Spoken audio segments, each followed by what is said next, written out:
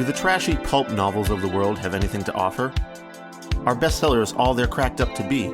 Here at Terrible Book Club, we explore whether you really can judge a book by its cover, or its ridiculous synopsis. You ever passed a book and thought, ugh, who's reading this? We probably are.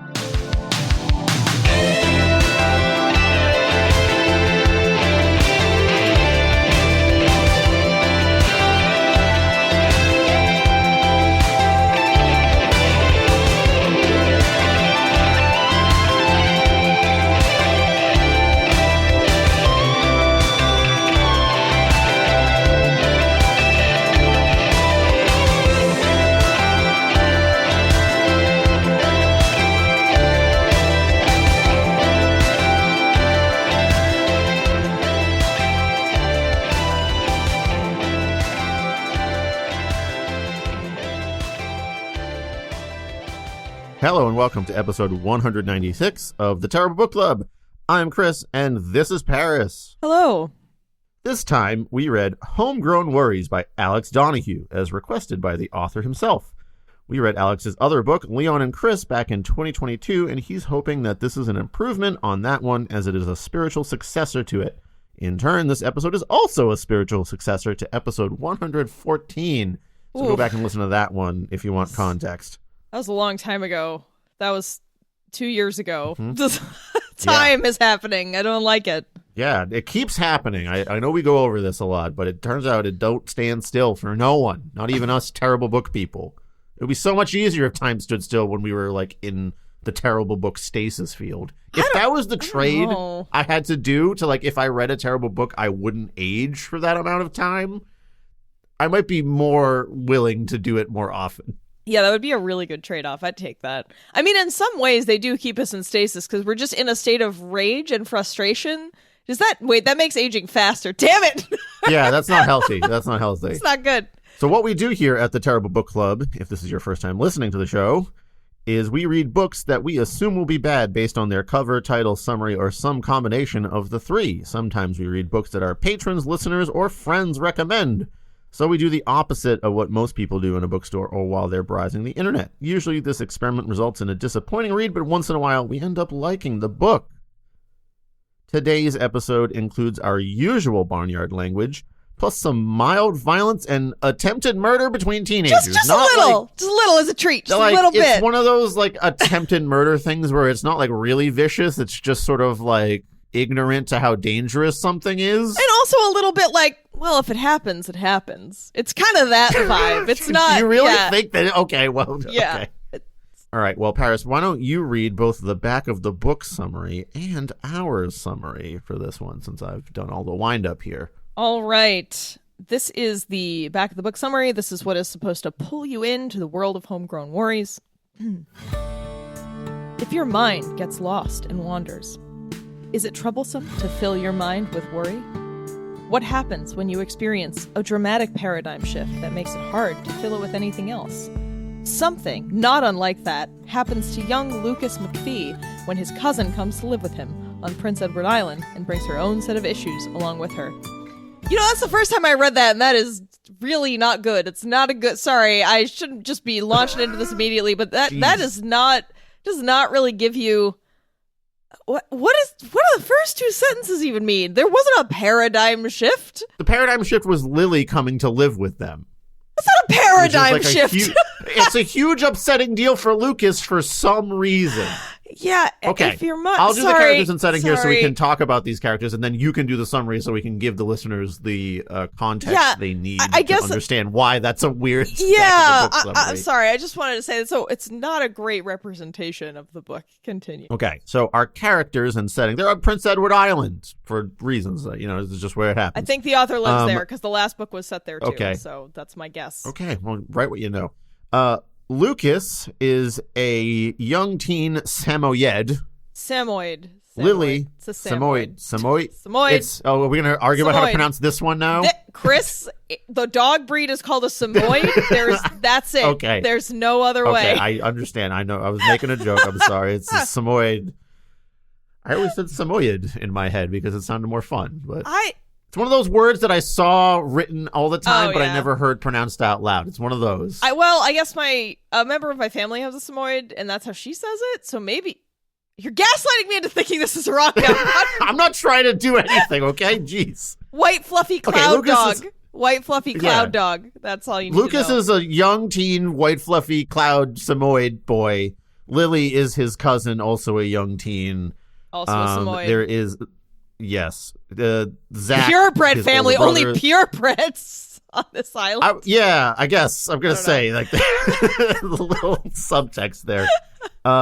There is Joel, the orange Maine Coon, Sean, the German Shepherd, Kristen, the Chinese Red Panda, Tiffany, the Fox, and then there's, like, other parents and animal kids about there.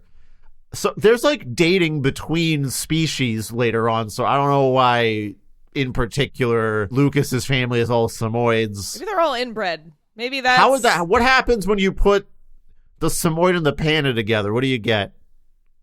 Ooh. Oh, shit, that's this right, because somebody's pregnant. This is the thing about furry romance that I don't really understand. Isn't it like the Samoyed and the fox are like pregnant at the end or whatever? Yeah. Oh, yeah.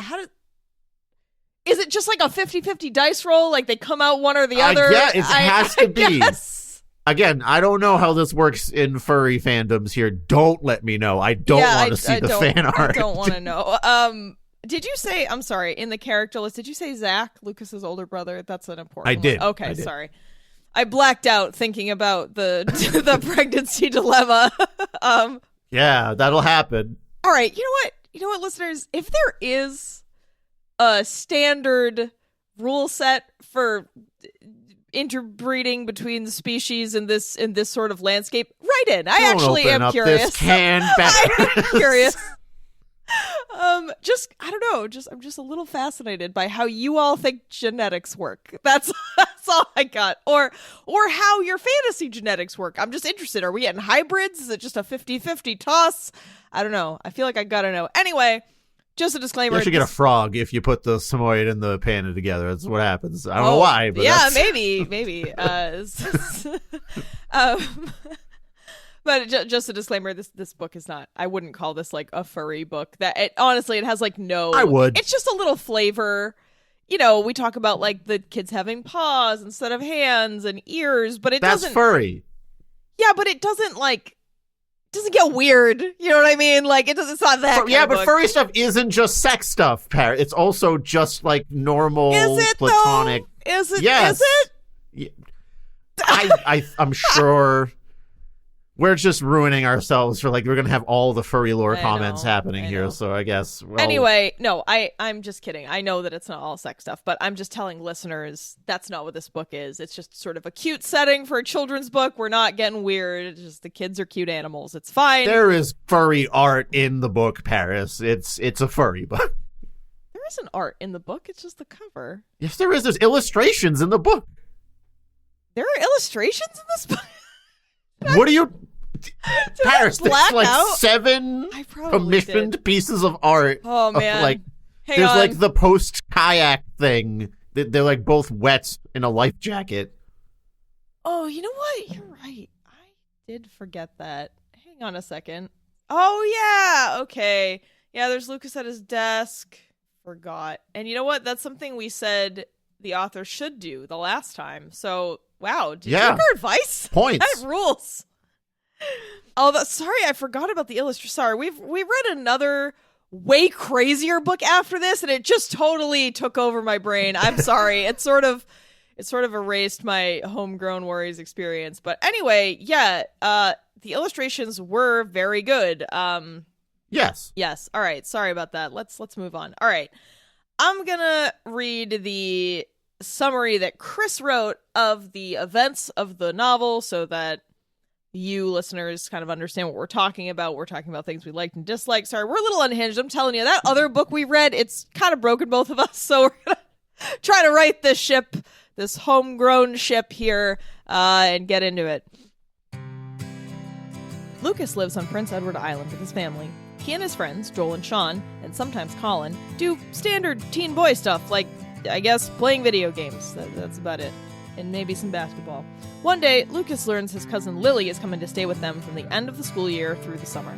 This annoys Lucas and his dad Ryan for some reason. When Lily shows up, they quickly get in a fight over who can take a shower and use shampoo first. I don't know, seems pretty childish for two 14-year-olds. It's weird. They get in the shower, they're literally fighting in the shower over the shampoo. It's very odd. Alright. Lily quickly makes friends at school with Kristen and Tiffany. The two friend groups start to interact more. At one point, Lucas gets weirdly competitive at a basketball game and lords over Lily that he can basket the ball better than her. Joel randomly shows up at Lucas's house when Lily is home alone to spend time with her, and Lily ends up prying some info on Lucas out of him, particularly about his crush on Kristen. Lily mentions this to Lucas on a family trip later, and he gets super defensive. When they are on the kayak trip, Lucas gets, in fact, so defensive about this, he nearly fucking drowns Lily by tipping their kayak over, since he can hold his breath for a long time, and she is scared of the water and can't swim. So yeah, that's a really cool thing to do. Lily is understandably pissed and is generally cold towards Lucas from then on. She starts chatting with Lucas online, but obscures her identity with the deviously sneaky screen name of Lilyhammer. Lucas begins to suspect it's her, but just retcons it in his mind and decides, no, it's Kristen instead. When he asks leading questions, and Lilyhammer responds with Kristen-like details. Lucas's brother Zach shows up for a chapter and is an amazingly enormous dickhead towards Lucas. We also learn that Lily's home life is a bit rocky too. Everyone starts getting together. Sean and Lily start dating. Kristen and Lucas date. Lucas's whole almost drowning Lily thing seems to, not shake things up too much, and they never talk about it again. Eventually, Lily reveals to Lucas that she's Lilyhammer, big surprise, and was using the account to string him along so he'd get his hopes up about Kristen, but it ended up to be that Kristen actually liked Lucas anyway, so it was kind of pointless. I don't know. Lucas and Lily have a short exchange where Lily reveals her tough home life. It's like 2 sentences. And Lucas doesn't really apologize for anything. He just kind of hugs her awkwardly while she cries one time. All of a sudden, it's 10 years later, everybody's married, Joel lost a fucking arm, and Tiffany is singing in a musical production that Kristen wrote, and we have to sit through part of that musical where there's a baffling song sung by Tiffany. At the end, things really took a turn there towards the end, didn't it? Just woo! Yeah. Way over I don't know why Joel had to lose an arm in the end. Me neither. I also don't know. Joel. I don't know why we even needed to know what happened 10 years later. Do you? I don't get it. I guess to show that they got over it, or they reconciled and everyone's kind of buddy. But why are you telling me and not showing me that? Why are we not doing any development in the book? We're just, by the way, everything was fine. The end, except for the arm. I guess that was bad, but... Okay, Paris. Well, it's time to move into our rubric here, which is a different format from how we discussed Leon and Chris. So we get a slightly different scoring system here. And we can start with technical construction. All right. So big improvement over the last book for sure. One of our probably our number one biggest complaint about Leon and Chris was the lack of editing or the bad editing. That book, we talked about that book had commitis, where the book was suffering from just an overabundance of commas. You couldn't even get through a sentence without reading 4 commas. It was really bad. That seems to have been almost completely resolved. There are also very few typos in this one. There are a couple, and there are some awkward turns of phrase, but none of this is enough to take you out of the book completely and make you feel unhinged like it was the first time. So thank you for getting a different editor. Looks like Madeline got a downgrade from editor to inspirational friend, which was the right call on the last episode. Sometimes you just got to find your role, right? Yeah, it takes a little time. I'm sure Madeline's a lovely person, but after the editing in the first one, we're glad to see that it was not her this time. At least it doesn't look like it. I know we weren't entirely sure what kind of editing she did last time, but she was the one with the credit, so that's why we were, jokingly talking about firing her. So anyway, thank you for heeding that advice and getting some better editing in here. Again, there's a couple little things, there's some typos and weird homophones happening. There's a for example, there's a passage where they're eating ice cream and it says a comb of ice cream, not a cone. And there are a couple little things like that. Is the comb made out of ice cream, or is it a comb that you pull through your ice cream to comb the ice cream to make it neater? It's a really bizarre idea. Ice cream can get pretty messy, so I think a comb would actually be useful sometimes. Yeah. Just gonna get all your ice cream tracks lined up, like a nice Yeah, exactly. ice cream crops all lined up for the season. Anyway, technical construction was a lot better here, so woohoo! I would give this a 1. It met the bar. Yeah, It's fine. Like the chapters were fine. Yep. No bizarre hang-ups there or like mysterious sudden turns into another section. Like pretty thoughtfully laid out chapter to chapter. Well, except for the end, but that's a different thing. I think that's more of a plot and coherence thing than a technical thing. So yeah, I'm willing to give this a 1. yeah, all right, great. So we can move right into plot construction. And as far as general coherence, I don't think that coherence was the issue, right? Like it makes some sense for how young teens might interact, I suppose. Yeah, and I am not, I don't have children. I don't work with them. I don't know many children, so I often feel a little alien around the child parts because I'm like, is this accurate? Is this not? It seemed generally, from my perspective, interactions between the kids seemed pretty typical for like preteens and teens because we're talking about kids from like 13 to 15 here. And then Zach, the older brother, is in college. I think he's maybe 18 or 19. So, it seemed right. The only thing that seemed weird to me was the shampoo fight because I feel like kids at that age, the shampoo fight seemed like 7-year-olds, 6-year-olds, right? But then you have like kids who are like thinking about sex, but they're having a shampoo fight. I don't know, man. There's like something weird. There was a weird moment there where I was like, I hope it's not this kind of book. Yeah. Yeah, when they're like, we're getting wet and soapy in the shower together with the shampoo. And, credit to the author here. I don't think that was crossing their mind ever at all. That's our horrible experiences with other things that I think are just making us defensive about that. Yeah.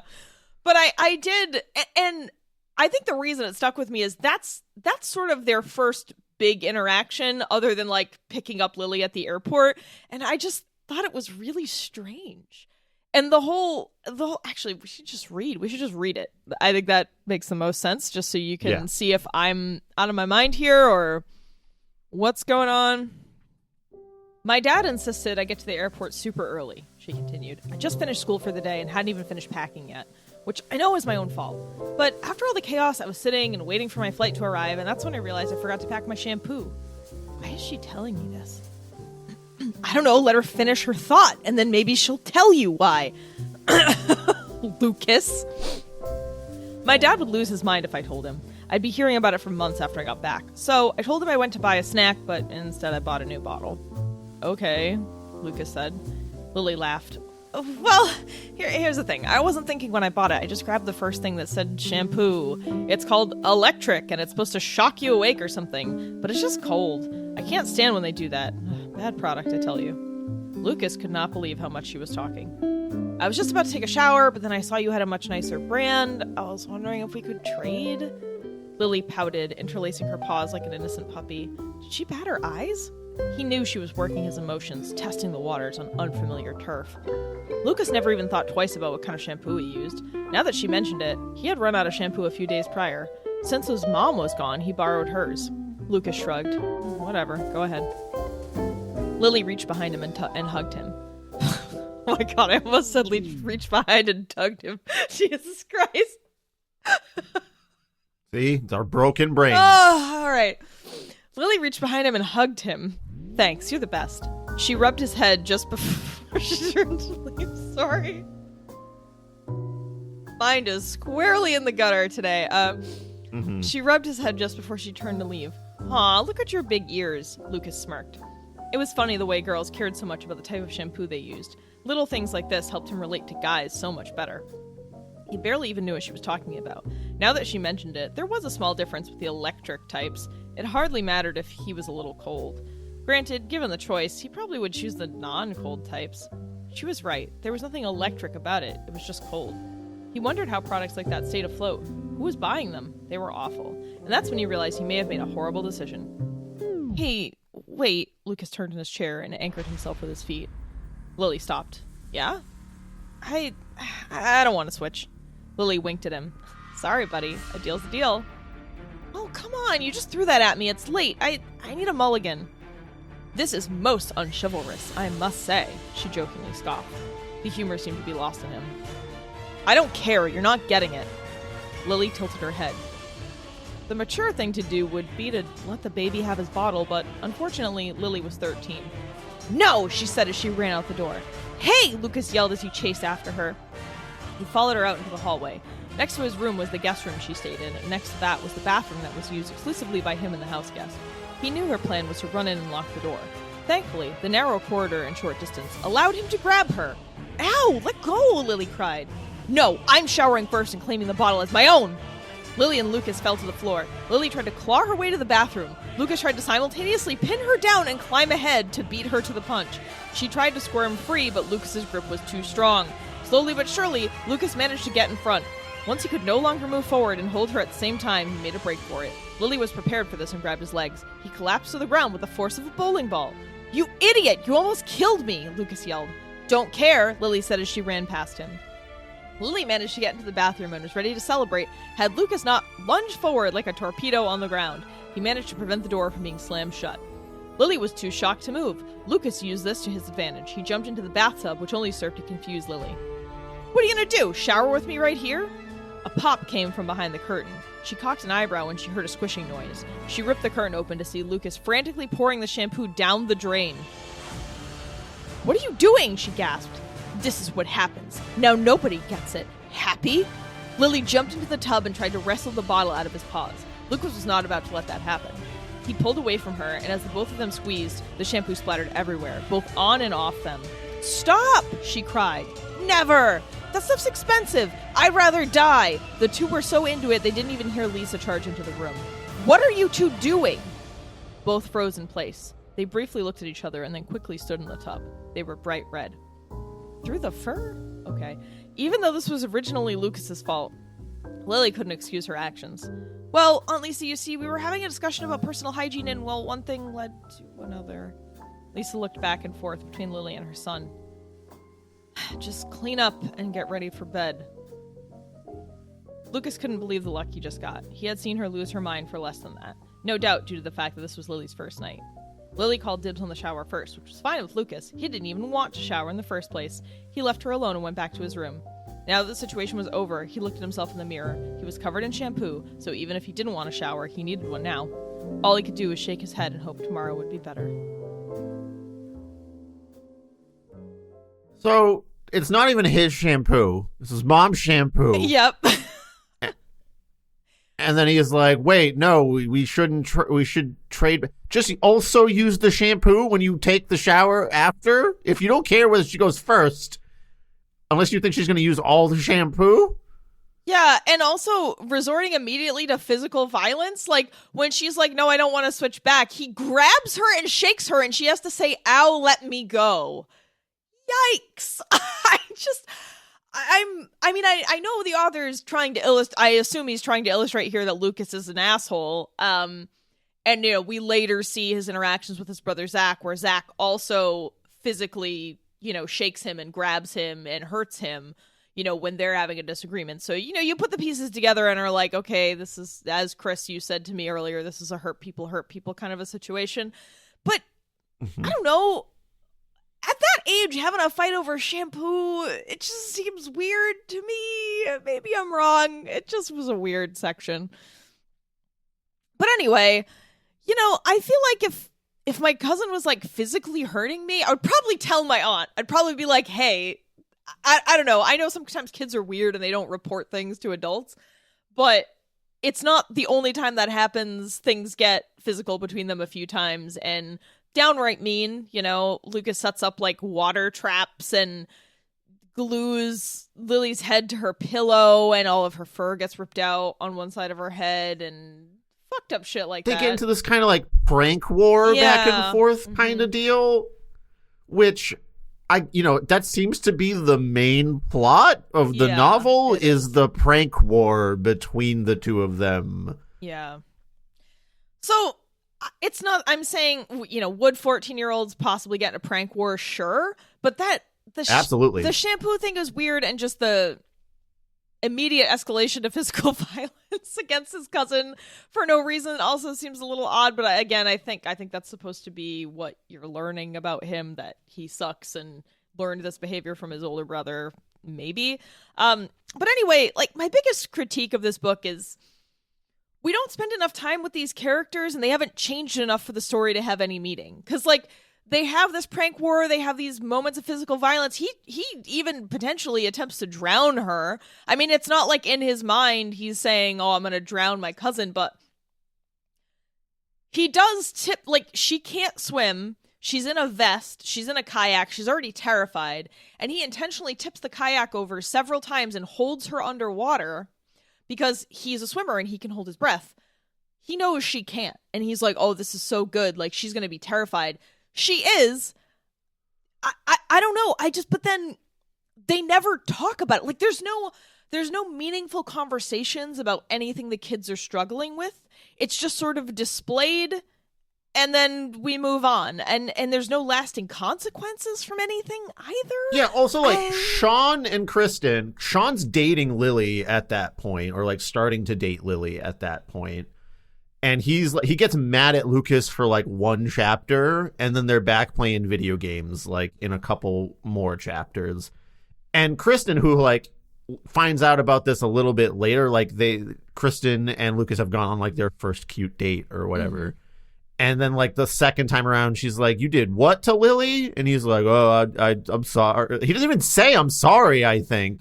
No. About it to her. And then Kristen's like, that's one of my best friends that I've been, like, had a lot of good times with. And then she just also gets over it. Like, it's not like Lucas has to deal with any lasting consequences of being such a prick. Yeah. So it's really confusing as to exactly what the author is trying to say or present with this.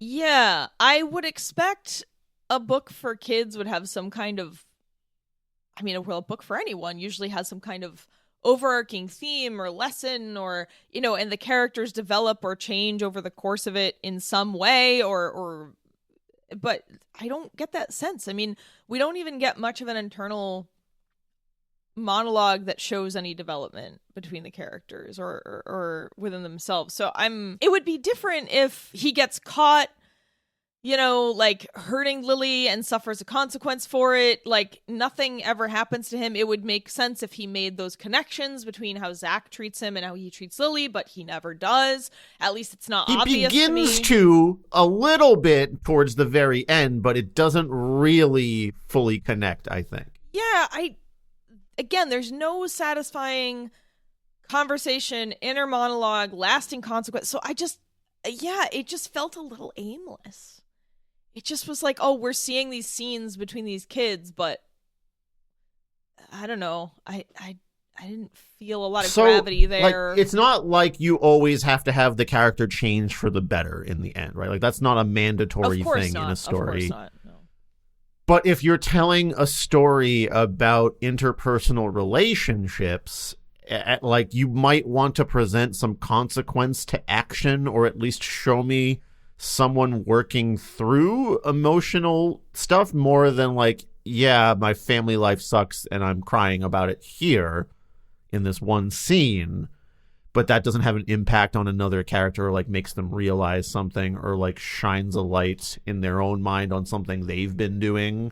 Yeah. Like, it's just kind of confusing as to, like I said, what the point is. It leaves a lot unsaid, and normally I want readers to work for things, and I want you to give kids credit, but I really think here that was the wrong choice, because if you're writing a book for kids, they kind of need that emotional guidance, right? I'm not saying you have to explain every little physical thing or interaction, but, like, you need the emotional stuff there. You need to see the characters dealing with things or experiencing consequences or change. Like, I just don't I don't understand what the purpose is, especially when all of a sudden we get torpedoed 10 years later into the future and everything's great and everyone's still friends and people are getting married and having kids together and you're like, what? Wait, so what if we had a happy Paris, ending, but how did we get there? I don't know. Yeah. What if Joel instead had lost the arm in some sort of like side consequence of all the bullshit that was happening? Oh, like the basketball game or something? Like a horrible like a horrible basketball accident. Like he threw the ball or like he slammed, like Lucas makes him slam dunk so hard that it comes, like his whole arm comes off or something. And the hoop, I don't know, gives him gangrene. He just wants to prove that his friends are better, so much better than Lily's friends. Like, no, you got to do the slam dunks, but like... Yeah. But Lucas, I haven't chaos dunked in years. Like, it's dangerous. And yeah, I'm thinking, do it, Joel. I'm thinking maybe the basketball hoop is like disgusting, and he has to lose the arm because the cut gets gangrenous. But yeah. No, but you know what? This is Canada. They don't let things go. They don't let things fall apart like America. So I don't know. But yeah, let's say there's a horrible basketball accident. He loses his arm. There's a consequence. But like, so that there was a consequence to, children being childish assholes and not thinking about the consequences. Yeah, or Lily and then they have to actually deal with something. Yeah, or Lily, Lily couldn't hold her breath very long underwater. I mean, there could have been more of a consequence than her just being mad about it. She could have actually passed out or something, and needed CPR and but that it doesn't get that serious. And then like whenever he grabs her, they fight. There's no bruising. There's no injury. I'm really... The main issue is that we see all these scenes and there's something trying to be said, I think, about cycles of abuse, maybe. But like with no change or impact or consequence, it ends up feeling like we're just going from scene to scene of Lucas being a real asshole all the time. Yeah, and he's an asshole right until the end, right before the time skip. Doesn't he say something? I feel like we both made a note about that, and we're confused about... He's also weird at Kristen for like the fact that she knows what Castlevania is.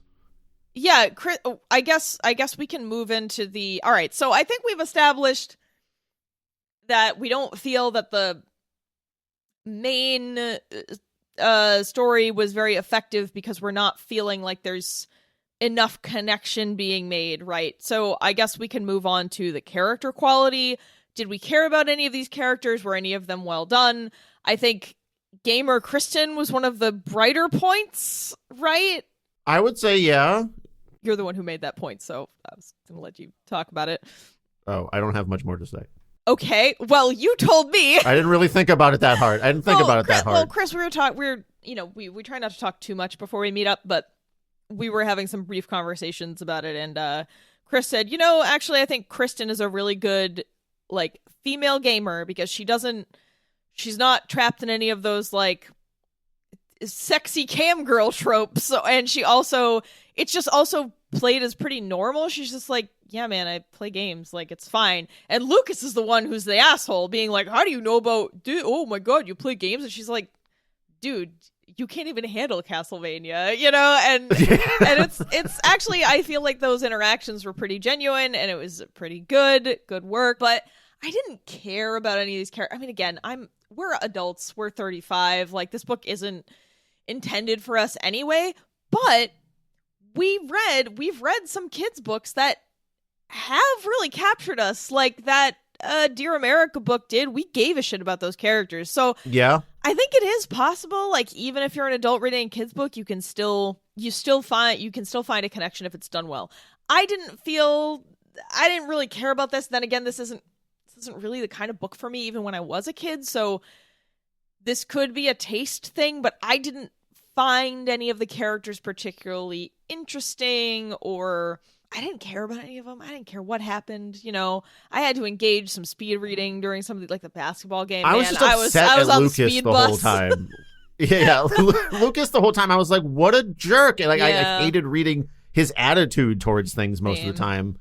I thought, like, I don't know, Kristen would be the one to come in and make him go like, hey, you're being kind of a jerk to people without even realizing it, man. Or that Lily would like, say maybe that could outright. But they never really have a never really interact much about it. They just kind of don't like each other. Weirdly to me, Kristen feels like the character with the most emotional depth because she's sort of like balancing some expectations her parents have of her, of like taking care of her like younger brother and like, and she's doing like some the household only stuff, but she's character of color ? I guess. Sure. I mean, fine. Yeah. Like, but that plays into it as well, because that's another moment for Lucas to be an asshole. He like offends her parents at dinner over some like weird racial stuff. I forget. He says something wild, and they're like, okay. Yeah. Can we quick sidebar? They're having duck at dinner. At that dinner. Yeah, it's a red panda household. household. Where's the line for like what is acceptable furry? Because like they're not eating like other cows, or like are cows part of the furry culture? That's a good question. Are they sentient? Are ducks not? There's got to be duck furries out there. Oh. Don't Google that. No, I'm not. I'm Googling red panda diet because I don't know that they would normally eat duck. No, they do. I guess they eat they're omnivorous. They eat small rodents, insects, fruits, and roots. Yeah, I guess because in my mind I'm like, oh, I'm fine if they're like outside normal red panda diet, because like they're eating like fucking ice cream. Chips and shit all the time. Yeah, like the red pandas aren't eating that naturally. I just want to know what's the line for meat eating in a furry world. I guess we're gonna have so many comments here about like how this all supposed to work. Yeah, I guess I cared so little about this book, it didn't trouble me, which is a problem in itself. But yeah, it's a good question. Yeah, would you be eating your kin at school? Like, yeah, what do they have? What is the cutoff? Yeah, Larry the cow didn't get good grades this year, so he went to the farms.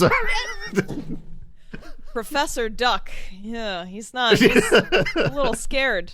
He got caught up in a sex scandal with a student, so he's dinner tonight. He's definitely done. Yeah, I suppose that is a question, but I don't know.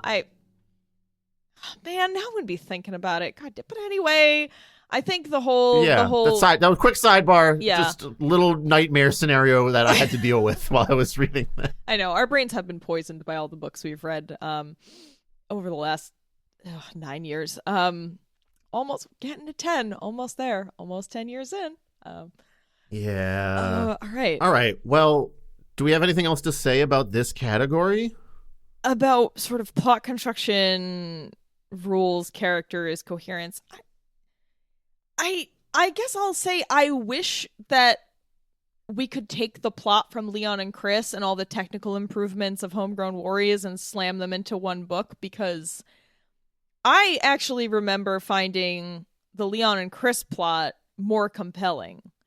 Because we're dealing with sorry, listeners, we don't expect you to go back and listen to an episode from 2 years ago. Cool if you do, because you can listen to these whenever. There's no order. That's the beauty of this podcast. Anyway, in Leon and Chris, we had a kid growing up after in the Great Depression and then World War II, and like the emotional gravity of that situation. You know, his dad's off to war.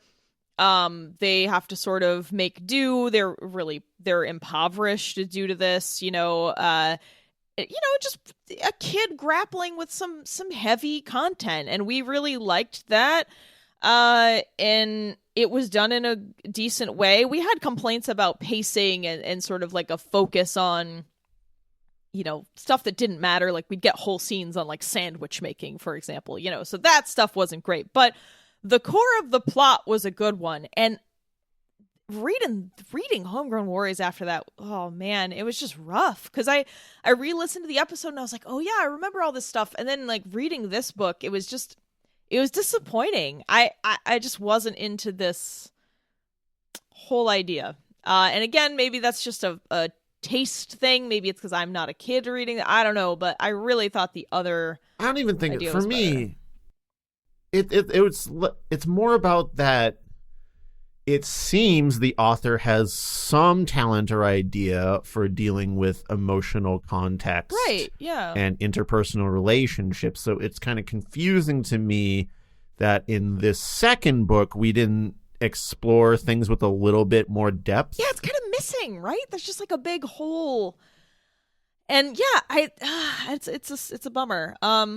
So I don't know that. So in thinking about scoring, I'm not going to say -1. No, I wouldn't say negative because it's not like a baffling plot where there's like No. inconsistency. Right. And I think generally the interactions made sense. Let's just go. Would you say a 0 for this instead? I'd be Okay. I'd be fine with a 0. All right, so let's do that and move on to the next section. All right, dialogue and prose. Yeah, I actually feel like, I mean, the prose quality is fine. You know, it's for younger kids, so it's not going to be great. But again, I just keep thinking about Dear America, where like the prose was actually really good for a kid's book, and this is just kind of fine.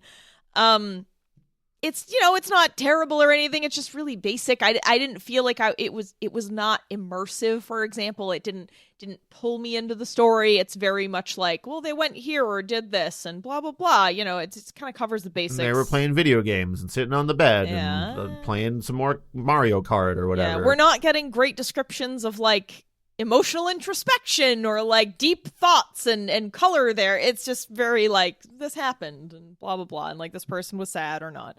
The dialogue. There are awkward turns of phrase, I would say. Just like few. there's some moments that like the ice cream cone thing and like there's a line about Lily putting her evil paws together.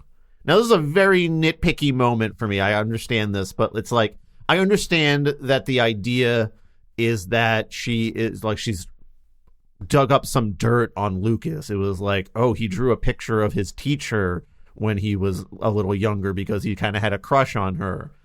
And the line is like, Lily put her evil paws together. It's like the paws aren't evil. Yeah. It's like Lily has an evil thought kind of thing. So that's just a very tiny example. He could have said she mischievously tented her paws, which would make more sense. Or she wrung her hands together in a mischievous way. You know, there's a way to describe it, but evil, like Lily isn't, like you said, she's not inherently evil. She's not a bad character. Like and also the paws aren't evil either. It's like you're doing something in a mischievous way or evil way with the paws. I don't know. There were stuff like that. Lucas was wiped off when he saw what was happening in the living room. I don't know if that's just a Canadian phrase.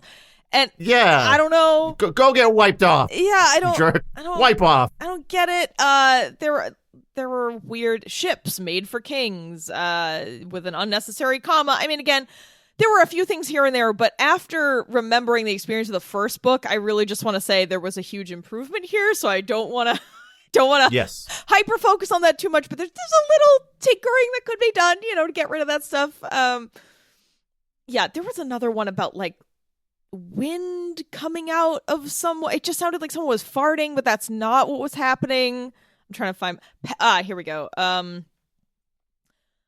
The game Sean had paused never seemed to resume. They sat there without a word to the other for what seemed like hours. Eventually, Joel showed up and found his friends passed out in a sea of wind because there were like fans on in the room, but it just sounds like they passed out and were farting at each other, like unconscious sleep farts. So there's a couple of awkward phrases that could probably be improved, but again, not a big deal.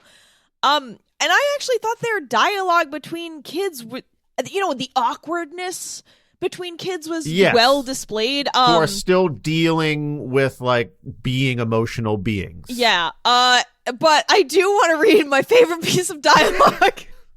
That's true. Yeah, I know what you're talking about. Like came out of nowhere. So, all right. So just some context. I understand how this happened. I'm guessing that in earlier drafts, the author probably had some mention of Castlevania like earlier in the book, but then by the time the finished product was done, Castlevania got pushed to the back, but then this was still left before that. So again, we have not mentioned anything about Castlevania, about demons, about anything like this. So far, this book has been video games generally, without specificity, basketball, kids eating ice cream, going to school. That's it. All of a sudden, some of the kids are gathered in the house. I think they're just hanging out downstairs. They were thinking about watching a movie or something or something like that. I'm just going to read the passage so you can enjoy this as strangely as we did. All right. Their conversation was cut short once Sean pulled out a case of Pepsi from the porch. Yeah, hell yeah. Everybody shut the fuck up. I got the Pepsi. He looked down at the bright light on the screen. That's Swan Lake, right? Lily's eyes went wide. How did you know that? Both Stacy and Leah are nuts about it, Sean answered. Are those your sisters? Lily asked. How old are they? Yeah, 8 and 10. Honestly, they would probably love you. I should have mentioned it sooner. Lily smiled. There's still time. Sean placed the Pepsi on the counter as he smiled back at her. Joel cleared his throat. So, what's up, Lucas? Lucas spread his arms. Are we done? Sean had something else in mind. I don't want Pepsi anymore. I want whatever she's making here. It's club soda, she said. Sean walked around the counter and grabbed a glass. Lily turned the bottle around. But it's not just club soda, it's Italian. You just have to add the mix. Joel looked over to Lucas, who clearly had no interest in club soda. Joel slunk away in shame as he followed Lucas back upstairs. You guys talking about Dracula down there? Lucas asked. Joel didn't answer. No, Lucas. No one's talking about Dracula at all down here. We're talking about Italian sodas. Again, it's probably because I'm sure in an earlier draft there was like Castlevania and Dracula mentioned earlier, and that would have made more sense, but that was missed in the edit and it was fucking hilarious. I could not stop laughing for several minutes, and I just how Dracula drinks Italian club soda all the time. That's his favorite drink. I finished this After blood. I finished. No, Chris, it's a mix. You gotta mix it. Oh, it's Transylvanian. I love it with a little Italian club soda. But like just imagine Dracula like opening your veins and then like, he backs off a little bit and takes like a little pouch and just like sprinkles. I like the bubbles. Oh man, I gotta say, I've been thinking about this for 2 weeks since I finished this book. Yo, you guys talk about Dracula down there? I just keep thinking about it and laughing. It's so funny. Anyway, make sure you do a continuity edit. To me, that was like, baby, is there any more popcorn? Like, that's the same impact. Yes. So, is there not any more popcorn or whatever? This is just to say, make sure you do a continuity edit on your work so that, things get confusing when you're doing 126 drafts or whatever. I mentioned that because at the end, he says the play they're working on when they're adults, they did 126 drafts. So I felt like that number was specific enough to perhaps be from real life. Who knows? But anyway, when you're doing a lot of drafts, you as the author can actually get confused and like forget what the hell's happening. So when you have people, better beta readers or editors, just make sure you're checking for continuity. So you're not mentioning something earlier that really needs the context of something that happens later. Anyway, are you guys talking about Dracula down there? Just to remember Dracula when you're gonna bust into every room now and open with that. And okay, so what made this, even when there's no down, even when everyone's on the same level, what made this funnier is that coincidentally, my husband and I were watching the Castlevania Netflix series, which was fan-fucking-tastic. I don't even like anime, and that show fucking rules. It's 4 seasons, but the episodes are short, real quick. Watch it if you haven't. So it was particularly funny to me that the Castlevania video game and Dracula got brought up. I don't know, just a weird synchronicity here in my own life. I'm gonna bust into your house one day, Paris, and be like, you guys talk about Dracula up there? And I'd be like, actually, yeah, we were talking about that awesome time we watched Castlevania together. All right. That was fun. Now that we're done with Dracula.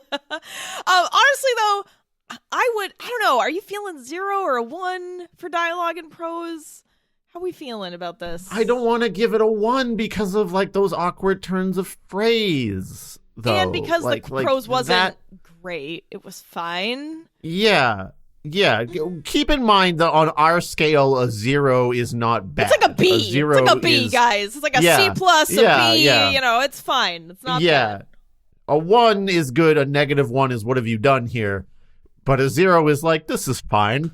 I know, but I kind of want to give points for how effective the dumb, awkward kid dialogue was done. Because I really felt that was strong here.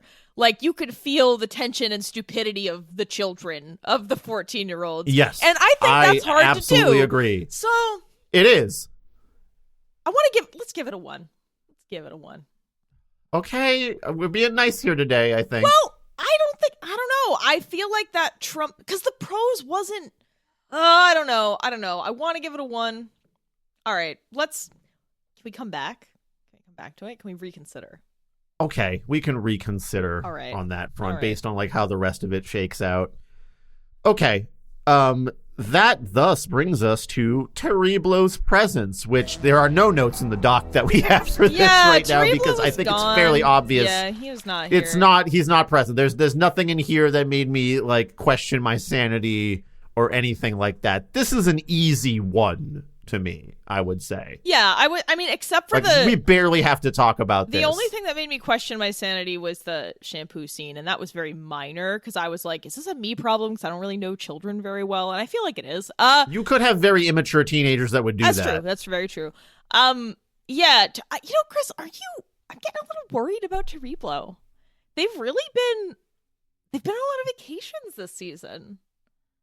I know, we put this category in here. I think this and technical construction, at least I put in here for like kind of easy gimmies to some authors because of the depths we sink sometimes. Like Terriblo isn't always present all the time. He does seem less present this year than in other years, which worries me that he's going to make like a big splash at some point. Well, yeah, I mean, the book we read right after this, that's where Terriblo was. Sure.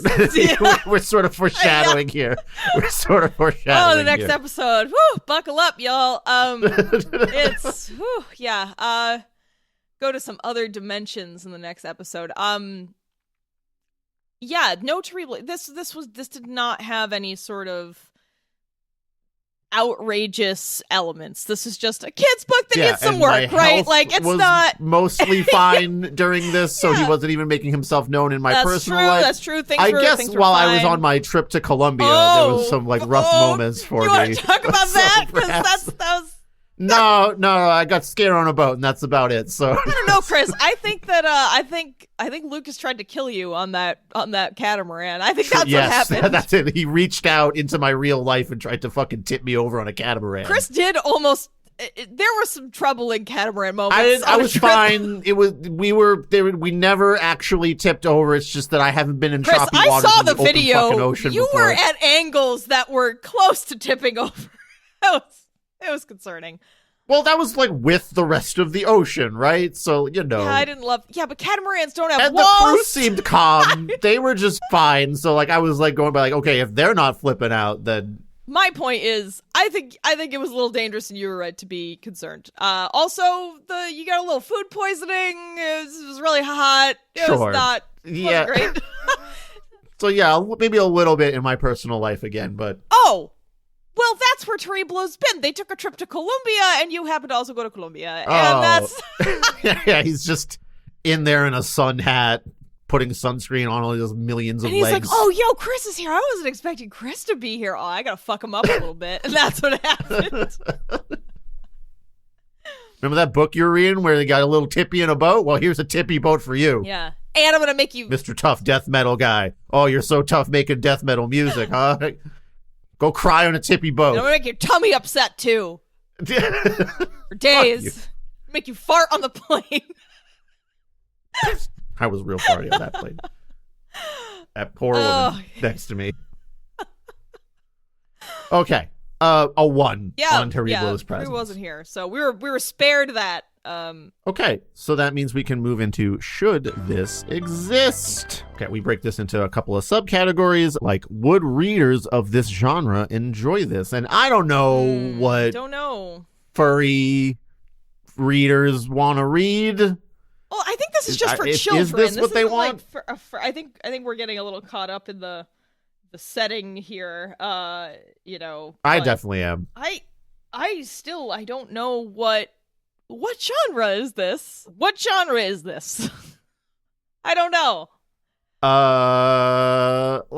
Coming of age teen story where they come of age super quick with like a big time skip or something. Like, and with no development. But there's no like transitioning. Yeah. There's like no transitioning or development either. Like slice of life, furry family. So would people? it's really hard for me to say because this is, in every respect, absolutely not for me. So I don't want to be too hard on it and be like, fuck this, I would never read this, because that's true for me. But, like, I don't know if young kids looking for fiction with, like, a cute cover. We did forget to say, excellent illustrations and cover. Again, different artist, I think. Let me just give them a quick shout out because I think it's pretty well done. Claire Revel, good job on the drawings. They look pretty good. I think they're cute. I think a kid would see this and go, "Aw, cute animal people." You know, that's how that works. So sorry, I forgot to mention that earlier. So I feel like a kid would see the cover and maybe pick it up, but, like, it's really hard for me to know if a kid would enjoy this. Maybe. Yeah, that I can't really definitively say yes or no. But it again, because of the aimlessness, I felt bored. Yeah, so I don't know if people that are looking for this kind of, like, slice of life story with emotional depth would get that from it. I know. I worry about that too. Because I think it's a real challenge to hold children's attention. And there were, although I will say, like, the author did cut out a lot of that weird focus on tiny things that made no, like, mundane things that made no sense. Yes. So that was great. Yes. Thank you for doing that. But there were just still passages that weren't, I don't know. It's not super interesting. It's just kind of like kids hanging out, playing video games. I don't know. So it's difficult for me. I don't know. I'm not sure. Yeah, me neither. Hard to say on that point there. Do we feel as if the author's goal was met? And that's another one where I'm kind of confused. I want to say no if you wanted to have a story, again, about the emotional happenings between a group of young teenagers, because we don't get that. Yeah, I also want to say no because, yeah, there just wasn't enough of that emotional, and the stuff that should have deeper context or consequences glossed over. And even if you want to say, like, oh, these teens aren't dealing with their problems and that has lasting consequence, that's not even there. Yeah, so I think we missed the mark a little bit. Yeah, I would agree. Does it add anything new, interesting, or novel? I don't think so. It doesn't strike me as particularly unique. But again, this isn't really my area, so maybe I'm wrong. I mean, in the context of furry fiction, maybe this is a little bit unique. I don't know. Again, I don't know that I would just because they're animal children, I wouldn't classify this as furry fiction. I feel like it's just set dressing to make kids interested. I don't think we're okay. Did it take something? The art is very furry art, so I keep wanting to put it in there. Yeah. Did it take something from us? No, I just think it's not really for us. No, I came out of this just fine. I would say it didn't hurt me in any particular way. Yeah. True. I mean, I think, like, there's a reason for this to be here. Like, if it was done a little bit more carefully, I don't think it shouldn't exist. Yeah, I don't think so either. I don't think this isn't a book that I'm like, oh my god, why did anyone do this? Like, I get what the author's trying to do, and I think children, I appreciate media for children that does force them to tackle things that are a little heavy and, like, deal with their emotional stuff, but even though I can tell that was what he was trying to do, I don't think the execution was there. So I think this should exist. I just think it needs some work. Was that a 0 or a 1? Is this another category where we're both a little that's a different 0. on I think the that's 0 a and 0 1? For this whole category. So what do we got for scoring? And then maybe that'll help me make a decision on the one where we were okay. For the ones that we have officially scored, we gave it a 1 on technical construction. Okay. We gave it a 0 on plot. Mm-hmm. We gave it a 1 on Terriblo's presence, and we gave it a 0 on Should This Exist. So that's 2 out of 5 overall, with a question mark on the dialogue and prose. So it could be a 2 or a 3 out of 5. What do you think's more appropriate? An overall 2 out of 5 or a 3 out of 5? That's such a tough ask, right? Because, like, there's something here that could be developed into something that has some depth and something to say, Right. but it's not really happening here. So I honestly feel like a 2 out of 5 is appropriate. All right. And again, a 2 out of 5 is actually not a terrible score. Yes. That's a scale where it goes down to -5. Yeah, so, right. you know. So not that bad. All right, that's fine. You want to call it 7 out of 10, then 5. Yeah, but yeah. So that's fine. We can settle on a 2 out of 5. All right. Can we fix it, Paris? I think the points you made here are the points that I would make as well. Yeah, I really feel like taking the plot from Leon and Chris with all the improved technical and structural elements from this and combining them into one book would be great. Or, you know, if you do want to stick with this particular plot, it just needs more emotional development, more obvious connection between what you're trying to say and what the characters are experiencing, you know, about home life struggles and abuse and cycles of abuse or whatever. Yeah, so I will say I'm happy to see that there was some improvement over the first book, right? Like some of those notes were taken. That's pretty cool. So yeah, just keep working at it. I don't know. I'm not sure how many things this person's written or whatever, but it just feels like we're sort of in the intermediate area over here. We could, you know, maybe work on things a little bit more. Maybe the third one's going to be the charm. Who knows? I would say the author should read a lot more books that deal with, like, emotional subtext and interpersonal relationships. Yeah, if he hasn't already, yes, I'd agree with that. I think that's good advice to give. I think that the best way to improve is always to consume other good media, which is the opposite of what we do here at our book club. So this is actively harming us, I would say, in a lot of ways. But that would be my number one recommendation, to get, like, better ideas of what we mean when we talk about color and deeper context, and, like, how you can get your consequences sort of laid out a little bit more clearly. All right, Paris, if we have... Chris, we gotta talk about Yes. the really wacky ending, though. Oh, yeah, that's right. So... you might remember that we said, oh, all of a sudden at the end, there's like a time skip and an epilogue. And this also happened in Leon and Chris, but it was less jarring. I mean, that one was jarring too, I remember. But this one's a little much, because it's actually it's not super long. But it goes into some detail about, like, oh, they went through high school, and then they, like, some of them wrote screenplays, and then they're at university. They got good jobs. Joel lost his arm in a car accident. I don't know why that is that's a just detail. real offhand. And again, there's something, we're not saying you can't have characters with injuries or amputations or anything. It comes out of nowhere. It has no impact on anything. Why include it? Why include any of this ending? I don't know, because again, we didn't earn this happy ending. We didn't earn it, but it's given to us anyway. And at the very, very end, we sit through part of a musical that the characters... Who wrote this? Was it Kristen?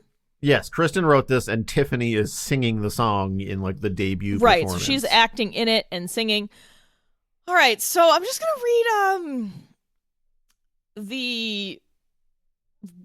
read the very end. This is how the book ends. So again, this is like 10 years into the future. We're rocketed there. They give you a brief, like, this is where everyone ended up and what they're doing. And then we kind of go back to how many limbs everyone has from before. We kind of go back into, so we do a little bit of macro, and then we sort of shrink down into the micro on, like, the musical's opening night. So that's where we are now.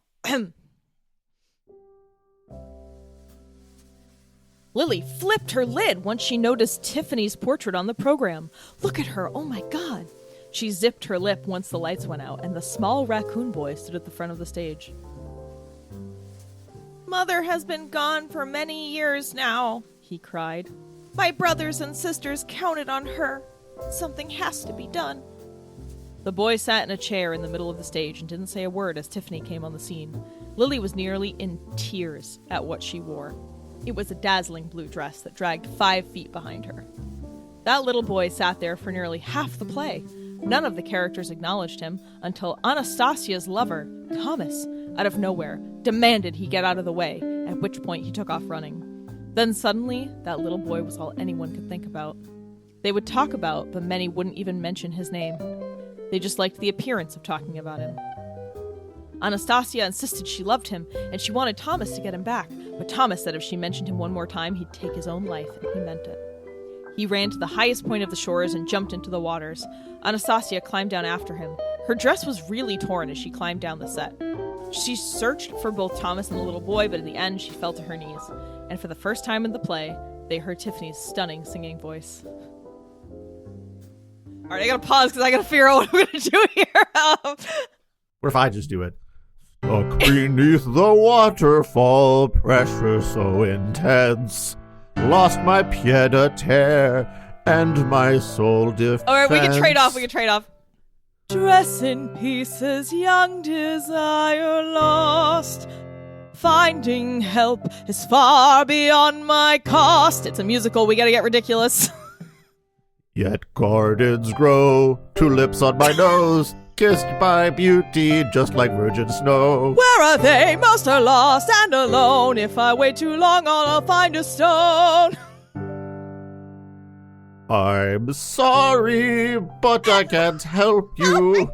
I've seen it all, and I'm stuck here trying to fly. I see it in the stars. It's all gone blue. And now these stars are falling their own way to cry. Fur is cold due to indecisions hold. If that stays, I must reap what I have sowed. Not sown for some reason. I'll have Christmas in summer, so long as my children don't suffer. And you're there.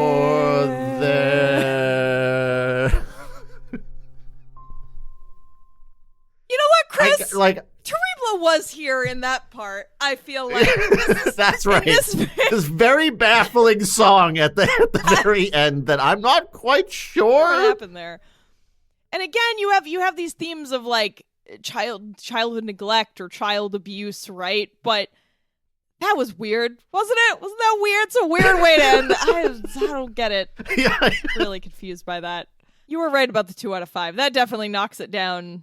Oh, yeah, it's so weird. So Teribla was here. Sorry, we somehow forgot about that. I think we were just momentarily. Not enough to change the score, true. I think. That's true. The Teribla score remains. So, like, the song is talking about, like, being alone and stuck, and you feel cold. What's up with the tulips on my nose? But then you'll have Christmas and... The tulips on my nose part. What's going on with that? But then it's Christmas and summer so long as you're there. So, like, I'm not alone as long as I have this relationship. Is that what? Hang on. Yeah, I'm gonna be honest here. I didn't actually read this. I just saw it and was like, no. I saw it was the end and I was like, nah, it looks bad. I don't know, because we're not francophones here. I actually don't know what pied-à-terre is. Is that like my will or like my ground? It sounds kind of like it could be that, based on my very basic knowledge of Latin 8 languages. A small apartment, house, or room kept for occasional use. A foot on the ground. I've lost my stand. You know, like I was saying, I've lost my sort of my what's the word I'm looking for? My poise, my... So on the dictionary.com definition is a small apartment, house, or room kept for occasional use. That is one use, but it literally means like my feet on the ground. Maybe you're right, though. Maybe she's like, I lost my apartment. Fuck the economy. Yeah. I don't know. Yeah. So in the context of the song, it probably is the one that you're talking about, where it's like I'm groundless. Right. I'm wavering. You know. I don't think.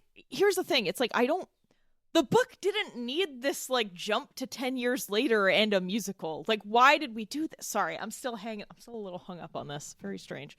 I'm right there with you. A weird choice. It's just a weird way to close it up. All right. Well, do we... Just like this was a weird way to close up this podcast. Yeah. So we're all on the same pied-à-terre here.